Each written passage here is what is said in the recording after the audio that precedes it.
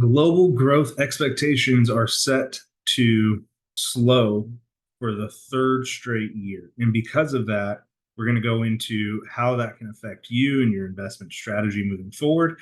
My name is Sanjeev Advani. Welcome back to the channel.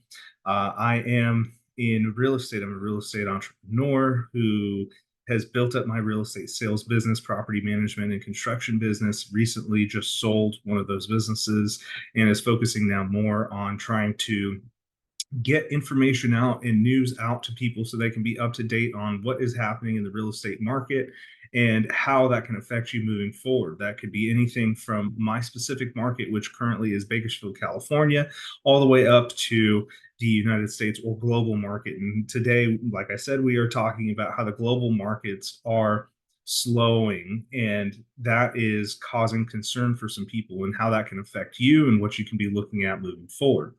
So obviously, you have a continued slowdown. So this will be the third straight year that we have a slowdown in the global markets. Now, what that means is that basically we had this huge kind of ramp up from COVID. And when COVID started to kind of make its way through the economy, we started to see that everything slowed down as far as growth is concerned. So because of that, you have what some would say is the worst growth in probably the last 30 years. And so that obviously is not a good thing, especially if you're an investor. You're looking for growth, right? You're looking for things to get bigger. You're looking for things to invest in that are going to grow.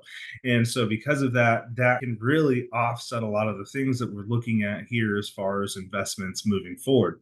Now, another thing is that because of the uh, you know different wars and things going on and just unrest happening around the world, we're seeing a lot of non-productivity, and because of that, that can also change how things are, right? If relationships are a little bit tense in some countries, relationships are normally pretty good, or if there's trade relations that have gone sour, which are normally pretty good or at least better, then you can see kind of assets start to change prices. And if we're not self-sufficient on our pricing, then that can become an issue, right?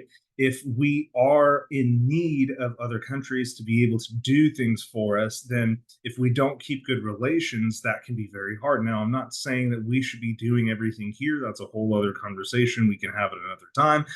But I do think that, we need to be looking at our relations and making sure that our people here are getting what we need at prices that we can afford and will be affordable moving forward as well, right? So the next thing is that there is going to be a disparity between advanced economies, so economies that are kind of stable. And if you look at the business cycle, right, you have economies that are just startups, you have economies that are mid-cycle, you have economies that are mature, and then economies that are in decline. And so, for example, the United States is now starting to show as a little bit more of an economy that is mature. Because of that, you have a very low growth rate for the most part. For example, in this article, they're projecting that advanced economies will grow by about 1.2%, while developing economies will grow by about 3.9%.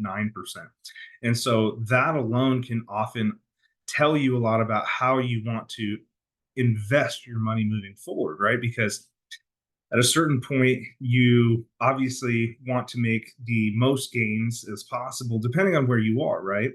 Now, if you have a couple $1 million sitting in a portfolio, that's definitely different. You want to kind of be looking to make sure that you're still getting your gains, but you're also being safe with that.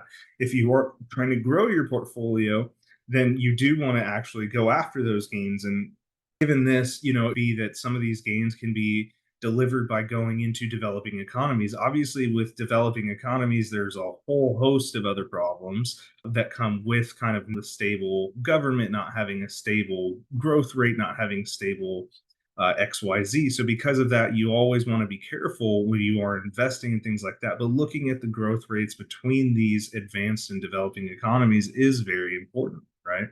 So the specific forecast for the United States is that we're going to grow at about 1.6%. 1.6% is down actually from a little over 2% that was recorded previously and was forecast previously as well. So that means that essentially we're going to be kind of grinding to a very level halt here. And so what that means is that, if you kind of have this growth of 1.6%, that is good. That's still growth, but we do want to make sure that the economy is growing a little bit faster than that.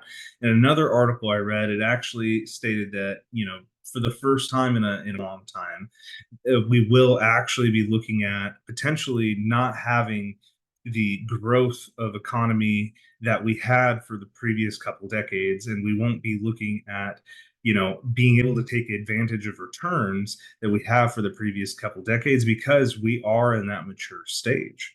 So there are upsides here because basically we want to make sure that economic activity is still there. We are still growing. We aren't going crazy with inflation. And because of that, if we're able to control the inflation, we are able to keep our growth up, then we are looking good moving forward. Now, there was another article that also showed that there was a decline in labor force participation. Now, that decline in labor force participation is a little bit worrisome because if you do want growth, you need people who are going to move forward and contribute and bring things into the economy. Now, I'm unaware, and maybe you can comment here if you do know, but basically, may also mean that people are stepping out of the workforce to start businesses, to do other small things. It may not be that they're just not looking for work, right? You can be not looking for work, but also trying to set yourself up moving forward. And because of that, I don't know if these numbers are slightly skewed or not. Like I said, if you have the answer, please feel free to comment below. But this is something I do want to start doing, is just bringing you this news.